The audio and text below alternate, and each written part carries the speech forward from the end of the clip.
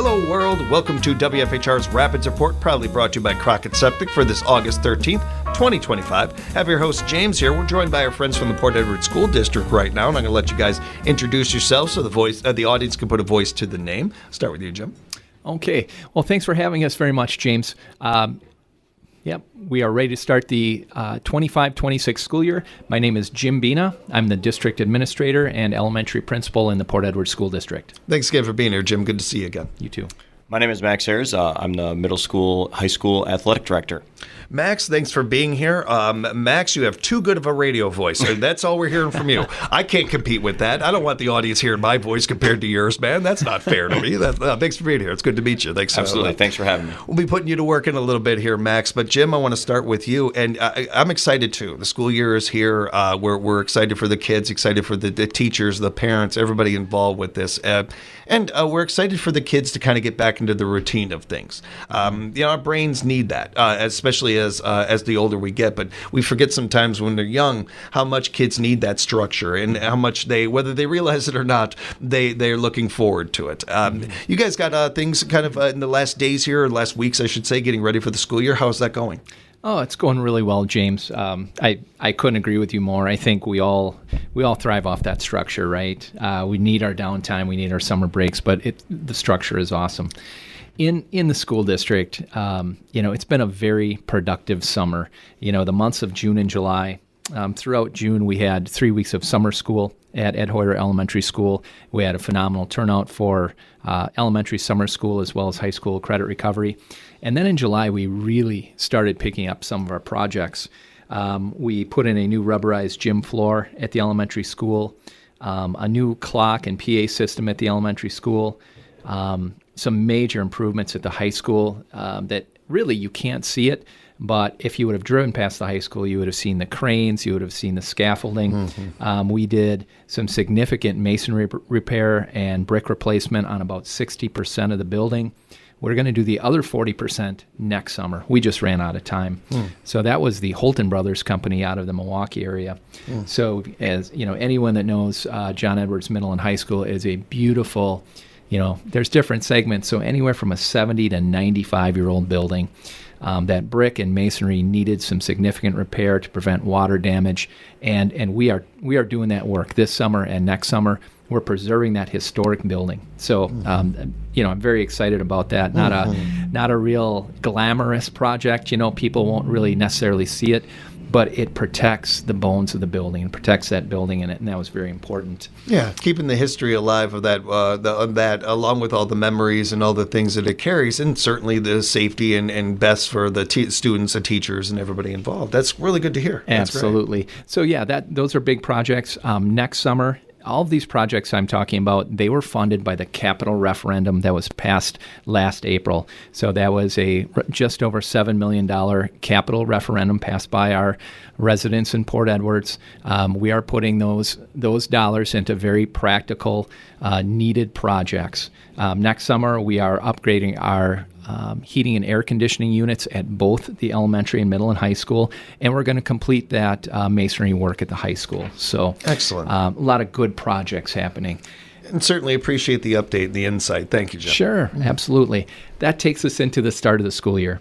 As you know, James, here in August, we start to get staff rolling in. And we have 5 new teaching staff. I thought I saw that 5. Wow. Yeah, 5 new teaching staff. We've had, for a number of reasons. We've had some retirements. Other people have moved on. So we are very excited. We have quality individuals. We've hired a new 5K teacher, 2 new third grade teachers, 2 new middle school teachers, high school math, and middle school, high school art. That's actually 7, but 2 of them have moved over from our elementary. We have 4 new support staff, and to a person, we are excited about all of our new hires. We think they're going to bring a lot of energy and a lot of new insights to our district. Yeah, I'm looking forward to that. Looking forward to maybe even meeting some of them or anything. We like talking with teachers on the air here and everything. Wishing them a good start to the school year. Thank you so much. So some of the things that lead up to the start of the school year, we have our our standard, traditional back to school in service. That's August 26th through the 28th. When the teachers talk about coming back for in service, what does that look like? Well, we do have some mandated meetings where we talk about the district's business procedures. We talk about special ed protocols. We talk about the technology updates. We talk about some new laws that have been updated regarding handling children and working with children. When the kids come into the schoolhouse in September, we don't have much time for meetings and training. So that's why we have to have a few days in August where we talk about these legal updates and all the new updates in the district. During those 3 days, we do have an evening called Back to School Night. On Wednesday, August 27th, we have Back to School Night. That'll be at the elementary school from 3:30 to 5:30, and at the middle school and high school from 4 o'clock to 6 o'clock. Again, Back to School Night, that's on August 27th. That's an opportunity for students and families to meet their teachers. They can drop off their school supplies in their desks or their lockers. They can see some of their friends they haven't seen from, since last spring. And we're also serving a picnic-style meal in the cafeterias to families. That's free of charge. That's complimentary of the district. So, again, Wednesday, August 27th, 3:30 to 5:30 at the elementary, 4 till 6 at the middle school, high school. I imagine most parents know this and understand it, but when it comes to this part in particular, Jim, I always like to jump in. I had 10 different schools before I was 10. I moved around a whole lot, and that back to school day, that chance to meet teachers or get to understand the school a little bit more was incredibly vital for me, and just having a little bit of understanding, let alone some comfort in, okay, I'm not walking in completely blind. I know this place a little bit and everything. The older we get so accustomed to walking into a new building like it's nothing. We do it all the time because we did it so much as a kid or whatever. We forget sometimes how important that is for kids. That little bit of reassurance or some of that takes a little of the anxiety out that first night of sleeping before school starts or something like that. Along with, it's great for the teachers. It's great for the parents to be able to make face-to-face and say hi to each other and get to know each other even a little bit leading into the school year. You're absolutely right, James. I see that every year going from classroom to classroom on back to school night, and in particular, our new families, our new children, they really gravitate to the teacher. It's human nature. We want to build that connection. We want to build that relationship, and it really does ease a lot of anxiety. So I really encourage our families to come to back to school night on the 27th.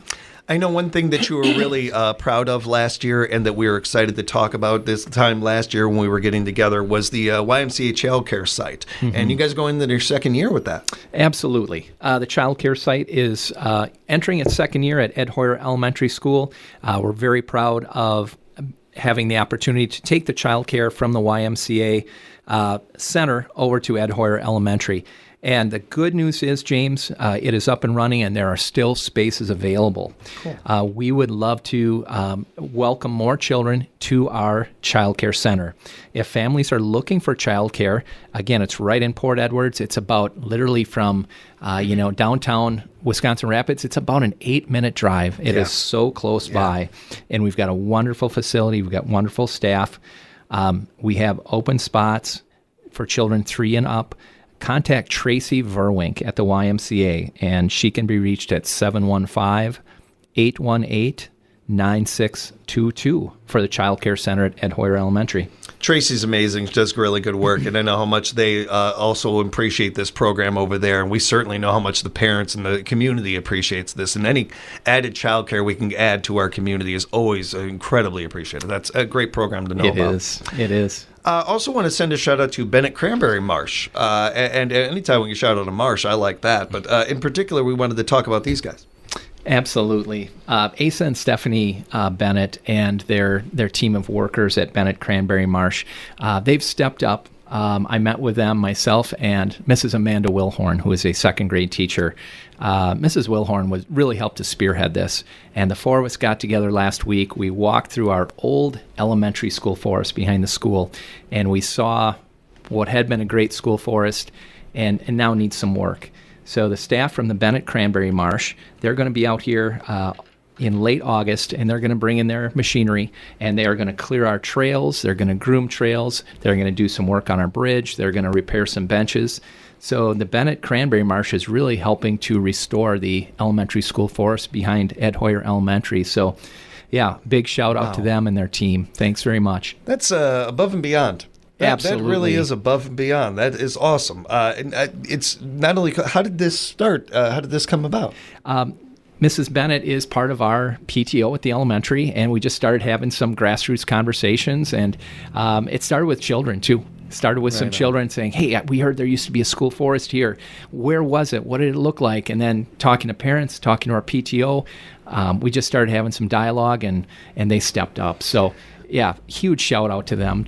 I don't like to pry, but I had to ask because I had a feeling that's where it was going and everything. And it's all the more why we encourage people to be on boards, to be a part of things in their schools and everything. I especially encourage people, if your kids are out of school, to do these things and be a part of them. And you never know where you might have an opportunity to impact your community, to impact the future. Absolutely. That's literally what we're talking about here, is doing something like that. And the good feeling that comes with that. It feels good to do stuff already, especially when you're working with your hands or something like that. But when you get done and you know it was for a good cause, you know it was for something like this, man, does that feel good. My father is still rolling on things like that from working construction for many years and everything. That's fantastic. It's a really cool. Big shout out to the Bennett family. That's Absolutely. very cool. I just have to ask Max. Max, did you ever go into the trails in the forest behind the elementary there when you were a student? Yeah, absolutely. I mean, that was, one of those things as an elementary kid where you loved those days where you got to go back into the forest, and whether it was just explore, or whether it was,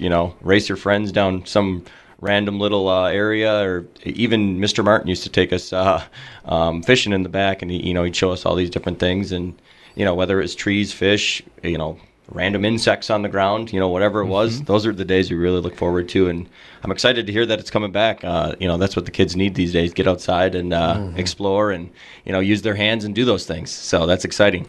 Incredible segue, Jim. Nicely done. Max, when it comes to you're of course the athletic director over there. Yep. And I talk a little sports with you here. I will let you know and let the audience know right away that I had an ulterior motive wanting you on the show today. We do a Playmakers show. We love to talk to local high school coaches and athletic directors and stuff. So we're gonna have to. This is not the last time you'll be on the air with me. I'd love to hear that. We're gonna drag you on Playmakers too, and in part because one of the things that we like to focus on with that show, we talk about the pro games and all that and everything, but we talk a lot about high school athletics and just athletics in the grade school, high school levels. We all know the stats of kids that go on to do sports on a professional level or whatever. They're very small, but any skill set that they learn from any sport can be applied to just about anything they do going forward.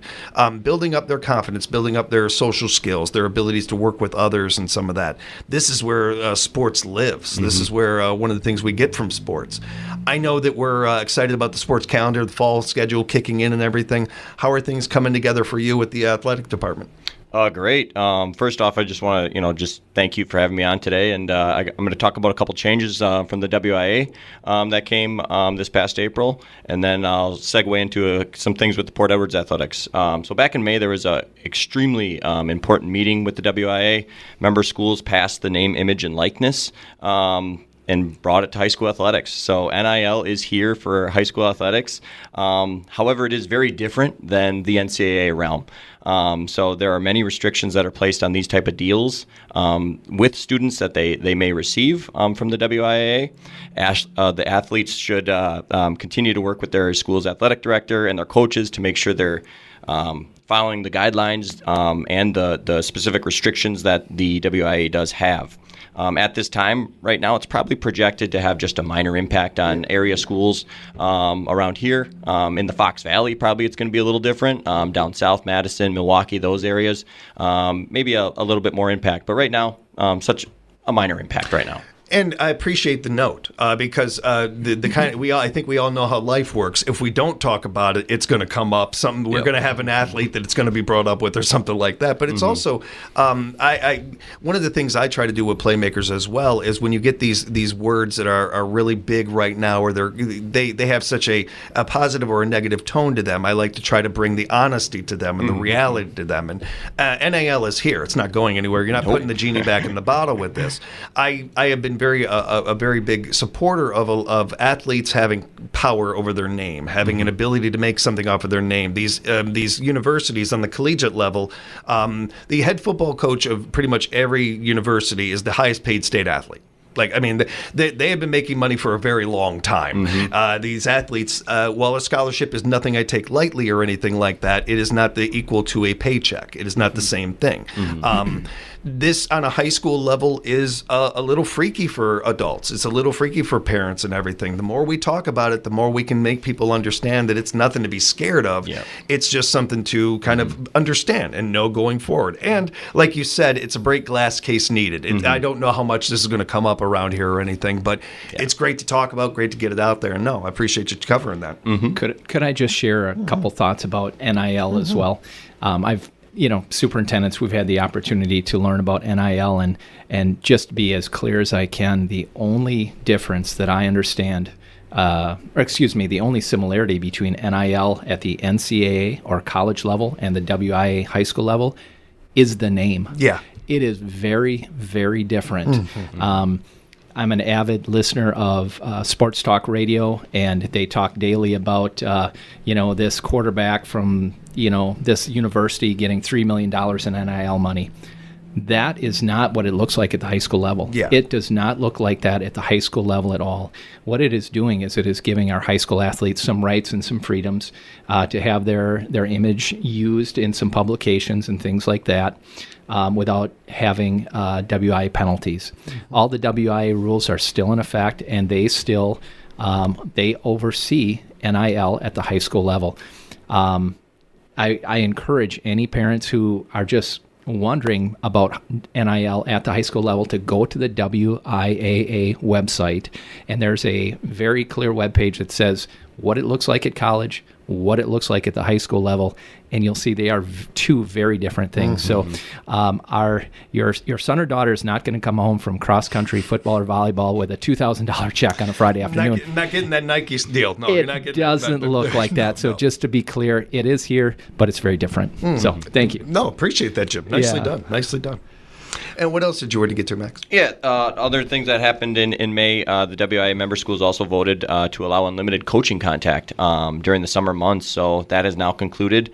But really what that came down to was coaches and members of a school team could assemble without restriction from June 1st to June 30th. And then there's a dead week from July 1st to July 6th. And then from July 7th to July 31st, they could coach all they wanted this summer, with the exception of football. Obviously, there's a little difference with that. You can't go fully padded on all those days and do those different things. But all those other sports, basketball, volleyball, cross country, all those things, you could have full coaching contact, which is so good for the schools if it's done the right way. Right. But it also just gives students and athletes more time with their coaches that are hired by the school to provide the instruction that they want to give to their students, and then to continue to build that program throughout the summer months when students have a little extra time. Making them stronger, better athletes. That's fantastic. They understand the playbooks from the coachings and all those things better. The confidence. I come back to that. The confidence that they bid more reps. That's how you build things. That's how you build confidence. The more you get to do it. So getting a little more time to do those things and talk to those coaches, it kind of can get ahead of things sometimes. And again, build up their confidence to whatever they're playing, whatever they're doing. And we did it as a school. We talked about you can have one day a week. So our volleyball coach met with the girls on Sundays, from 4 to 6. Our girls basketball coach was Thursdays from such and such a time, and that connection and that continuity is going to translate onto the court, onto the field, hopefully in the coming months. Yeah. And I know we wanted to touch on just one last thing with you here. Where did you want to go with that? We're going to talk about actually a really good thing for 8-player football. So I'm the high school football coach as well. So something that came by with the WIA was they actually expanded the 8-man playoffs, which is awesome because there's now over 70 teams in 8-man, and they expanded that field from 16 teams to 32 teams, which actually starts this year. It does start. Okay. Yeah, so that's exciting. It just brings that ratio of qualifiers to teams in line with the 11-player division. And that's just exciting for all 8-man teams around here. And also push the start date to align for our 8-man team with all 11-man as well. So cool. Our 8-man team, we started at the same time as everybody else. We get that extra week as well. And now, our season ends a little bit earlier to do the playoffs. But it's exciting, that we get 32 teams in the playoff. With over 70 teams in 8-man. There was a time where we wouldn't be able to have 8-man football, and so that would mean a lot of the schools would miss out on that. Which, for one, as a lover of football, I that always breaks my heart hearing that. But what I mean by it though is more as football, there's no getting around it. Football's the biggest game in town. It's a big sport. Now, maybe when we were kids, it wasn't the number one sport, but it's become that. So more kids are going to want to play it. Even if they just get a chance to put a helmet on and go out there and play some 8-man football, they're getting that out of their system and getting a chance to do that experience. They take that with them the rest of their life. I played junior high football. I'll never forget kick returning. It was my favorite thing in the world. I can do picturing it right now and stuff. All of those things, again, along with every sport gives different things, I think. And I think one of the things that football does that's so important is that leaning and counting on somebody else. The quarterback and the receiver being on the same page, the timing of things, the no one man can win a game. It's not one of those sports. I love basketball, but basketball is one that it can be a little bit more leaning towards one player and some of that stuff. You could be the greatest football player of all time. You might not going to win without the rest of the guys. You got to be able to work as a unit. Football teaches that. Football gives a lot of that. And like a lot of the way you have to teach kids sometimes in a sneaky way. You're not necessarily trying to tell them that you're going to, there's a lesson now. No, you're just kind of giving it to them and they learn by it. But that's awesome. It's great to hear. We know that Assumption is going to 8-man next year. So the more teams going into this, and it's also a sign of the times and where things are going. And for me, I will come back to this every time. I'm happy to have this. It's so much better than not having a football program. That part of it doesn't get lost in me. It's cool. That's great to hear. Absolutely. Football season's underway. We started last week. We're looking forward to the upcoming home scrimmage, which is just a couple days away, against Prentice and Rosholt. Then we have our first game next week, actually over at Southwood County Field at Lincoln, which is going to be a great experience for our kids. We play a very good Siren team, so that's at 7 o'clock. Our volleyball and cross country teams are getting underway next Monday as well. So our cross country team welcomes back a whole host of kids. So actually didn't graduate anybody. So our cross country team, so Coach Tim Miller, he's super excited to have one of his most experienced teams since we became our own cross country team a couple of years ago. And then the volleyball team's also looking forward to the season as well, as they also welcome back the majority of their roster. And head coach Brian Sternad, who has taken advantage of these unlimited coaching contact days this summer, he's looking forward to another year at the helm with his student athletes. This is the second year for us. Really good to hear. Really good to hear. We'll be covering those games, those teams, those sports, certainly on our shows here around, and talking with you more, and Jim, of course, about not only sports, but about the Port Edward School District throughout the year. Looking forward to it. Now we feel a little more set up. I do want to remind everybody one last thing before we let you go, is as we're getting closer and closer to this, and we're talking about kids getting prepared for school and ready for it in different ways so they can jump right in when it comes time. For everybody out there, all of us adults out there, let's remember that we're the adults in the room, and we got to pay attention, keep an eye out on the roads. The kids are going to be bopping around. They're going to be out more a lot, and we want a safe start to the school year. So keep an eye out for the little guys, slow down for buses, look around for everybody. Guys, thanks for the time. Appreciate it. Thank you so much. Thank you, James. Jim, if people have follow-up questions, they would like to know more about some of what we talked about today, how is the best way to reach you? Absolutely. Give me a call at Port Edward School District, 715-887-9000. My extension is 303. And Max, for you, if people want to reach out, how can they reach you? Yeah, same thing. Just call the school district, 715-887-9000. My extension is 237. My bad.